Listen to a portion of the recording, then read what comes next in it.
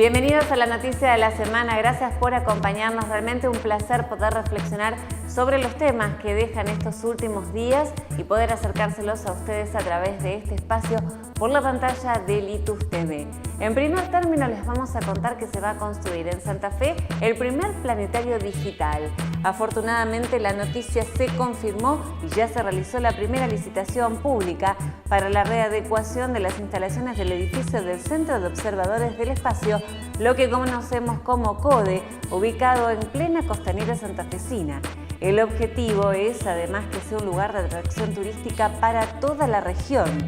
Es un espacio que se ubica en la costanera y que contará con un nuevo planetario digital anexo con capacidad para unas 75 personas y con tecnología de última generación, que será el único en su tipo desde el sur de la provincia de Santa Fe hasta el norte de la Argentina.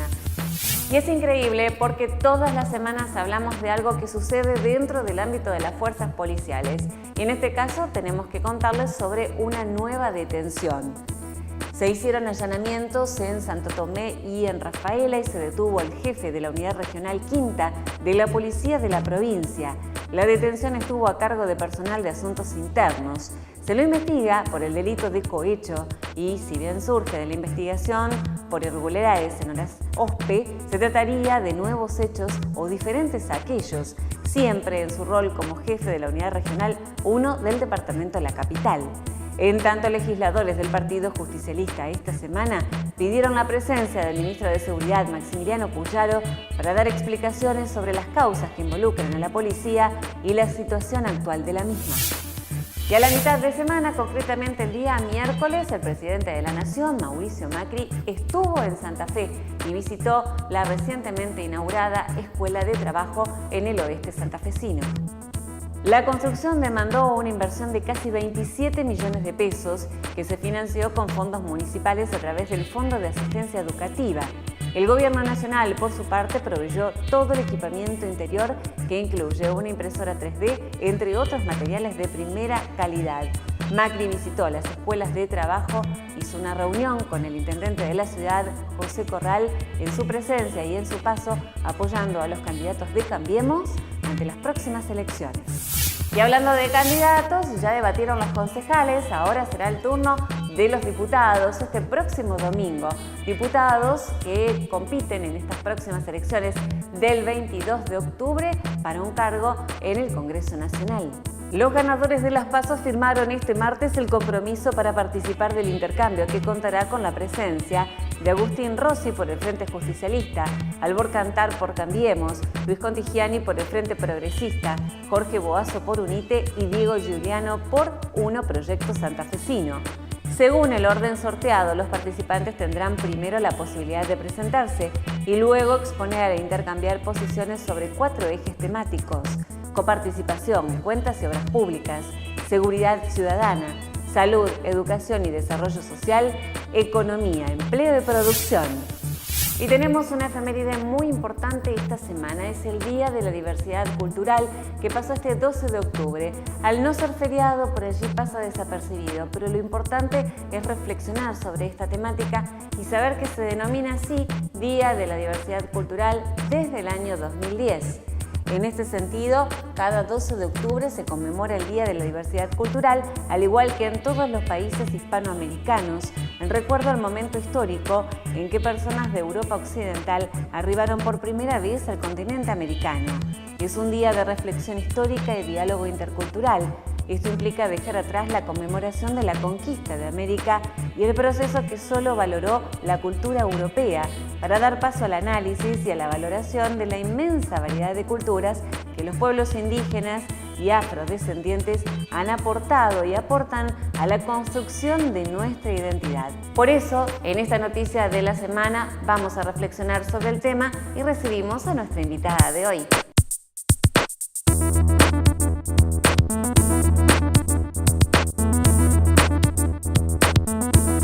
Y recibimos a la doctora María José Bournisien, quien es responsable del Programa de Coordinación de Derechos Humanos de la Universidad Nacional del Litoral. María José, gracias por venir. Gracias a vos. Bueno, un placer tenerte aquí, en especial en esta semana donde queremos tratar el tema en el que vos sos experta, justamente por tratarse del Día de la Diversidad Cultural.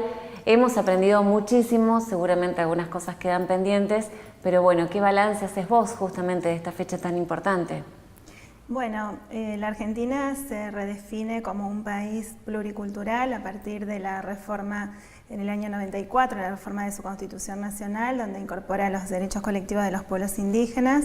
Y entonces, bueno, a partir del reconocimiento de la preexistencia étnica y cultural de los pueblos que habitan, se redefine como un país pluricultural y a partir de allí, bueno, comienza con un camino que ya se venía transitando, incluso en forma anterior, con compromisos internacionales que había celebrado la Argentina ya en el año 89, me refiero específicamente al instrumento más amplio y contenedor de los derechos de los pueblos indígenas, que es el Convenio 169 de la OIT. Bueno, queda plenamente incorporado al plexo normativo a partir justamente de la reforma del 94. Bueno, el 12 de octubre es una fecha que también se redefinió como el Día de la Diversidad Cultural. En este sentido es importante decir que cuando hablamos de diversidad cultural estamos hablando del reconocimiento del derecho a la diferencia, que implica también el reconocimiento a la libre determinación de los pueblos indígenas, a la autonomía de estos pueblos. Y al comienzo también de un diálogo intercultural. Hay algunos pueblos, comunidades indígenas que prefieren conmemorar a partir un poco de hacer una pedagogía de la memoria el día anterior, que es el 11 de octubre, como el último día de la libertad de los pueblos indígenas en lo que es en la Vía Yala, o sea, América.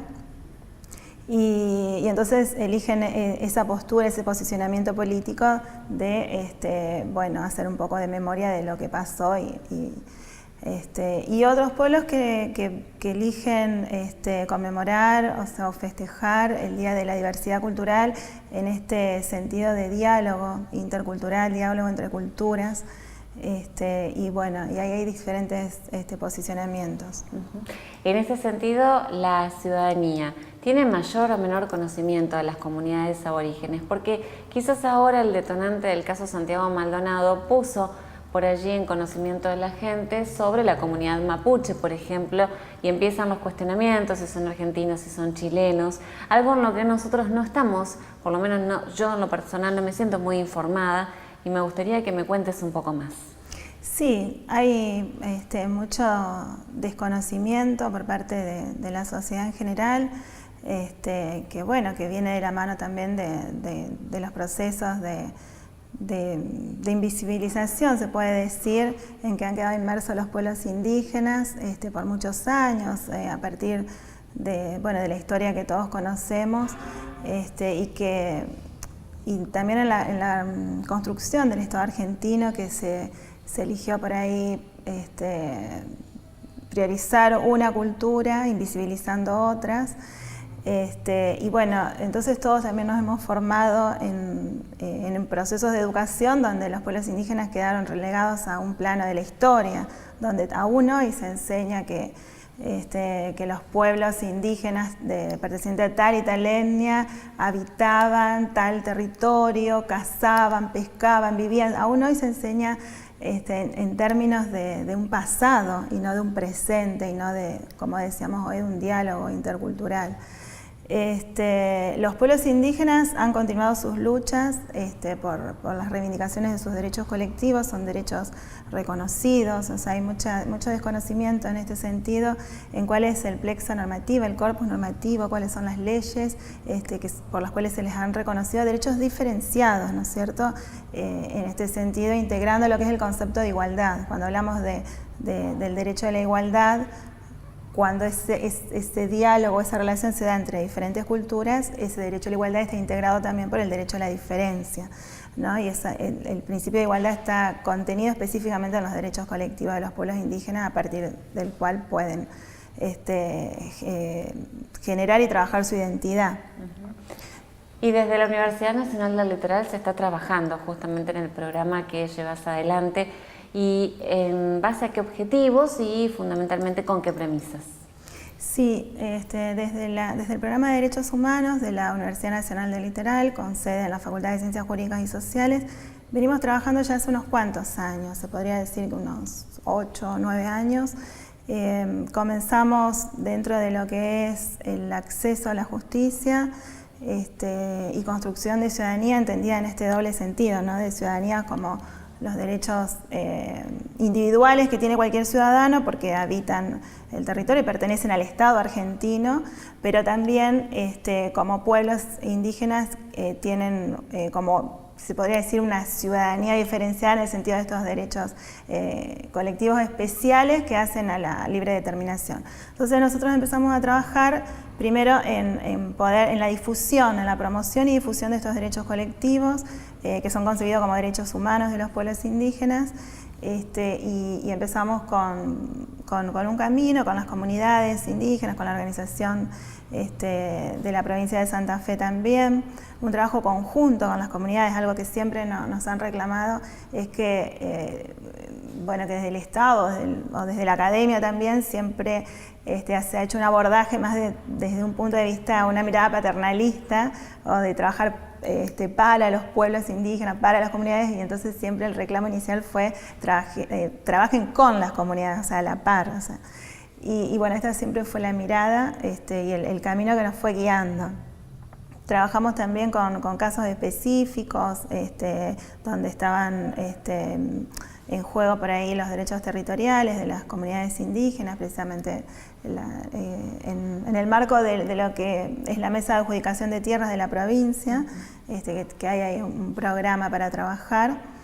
Y después, bueno, eso fue en un primer momento, pero inmediatamente nos dimos cuenta de la carencia que había hacia adentro de la comunidad académica, y empezamos ahí a trabajar con cátedras taller, que después se fueron convirtiendo en cátedras electivas, donde se trabaja específicamente de temáticas vinculadas a pueblos originarios, y siempre con esta idea de integrar las tres áreas de docencia, extensión e investigación. Entonces, en este sentido venimos trabajando ya hace unos cuantos años, y hace 4 años que también empezamos a trabajar lo que es inclusión educativa de jóvenes indígenas en la universidad. Entonces hay un grupo de estudiantes indígenas que están estudiando las carreras de abogacía y trabajo social, y que también son parte activa de todos estos proyectos y del programa de derechos humanos. Una mirada hacia el futuro, ¿cómo lo ves? ¿Cuáles son aquellas asignaturas pendientes o trabajos en los que debemos hacer hincapié justamente para que lo que ha venido sucediendo no continúe? Y una mirada hacia el futuro es seguir construyendo el diálogo con genuina participación de los pueblos indígenas, o sea, dentro de los derechos que más reivindican hoy las comunidades y pueblos indígenas son sus derechos territoriales, porque hacen a la identidad y al poder desarrollarse como pueblo y a su supervivencia, pero también a la participación y consulta. Y en ese sentido me parece que debemos seguir trabajando en la construcción de ese diálogo, en la participación de los pueblos indígenas. La ciudad de Santa Fe se encuentra también trabajando en ese camino, porque hace 2 o 3 años que se formó una comisión de asuntos indígenas en el ámbito del Consejo y de la Dirección de Derechos Ciudadanos, donde de a poco se está trabajando, o sea, en forma siempre es lento, pero sin pausa. Yo creo que cuando hablamos de la cantidad de normas, de la cantidad de derechos que se han reconocido en el plano internacional, nacional, en las provincias, y después vemos que en la práctica falta mucho, ¿no? en la implementación de estos derechos, igual nosotros siempre tenemos una mirada así intermedia, o sea, ni negativa de decir no, o sea, hay continuas vulneraciones de los derechos, o tampoco decir esto es la panacea, la cantidad de derechos que tienen, sino hacer una mirada crítica y ver que se avanzó mucho si miramos años atrás en lo que es el plano normativo, y este es un camino a construir que yo creo que no tiene vuelta atrás. El Estado se redefinió, como te decía, como un Estado pluricultural, con el reconocimiento de la preexistencia de los pueblos indígenas y bueno, y en función de eso trabajar con la sociedad también, con la sociedad civil, que hay, bueno, a partir de lo que sucedió, que salió a la luz con el pull-off de Cuyamén y del caso de Maldonado, ahí el balance que se hace es que hay mucho desconocimiento de la problemática, de las reivindicaciones, de la existencia de los pueblos, de cómo viven, qué piensan y demás. Es un tema muy interesante y seguramente lo vamos a seguir tratando, bueno, porque también está nuestro compromiso. María José, muchas gracias por venir. Ha sido un placer conversar con vos. Un placer también para nosotros. Y así llegamos al final de esta edición de La Noticia de la Semana. Muy contentos de haber podido compartir nuevamente este espacio con ustedes. Agradecemos en la cámara y edición a Sebastián, también está Tato acompañándonos en las cámaras, toda la gente de Litus que hace posible que salga al aire La Noticia de la Semana cada viernes, cada fin de semana, y por lo pronto le agradecemos en la producción a Nicolás Vico. Volvemos la semana entrante para tratar todos los temas que se desarrollan a lo largo de la semana y poder reflexionar. Tomamos estos minutitos. Gracias a todos por acompañarnos, ha sido un placer. Muchas gracias y hasta la próxima.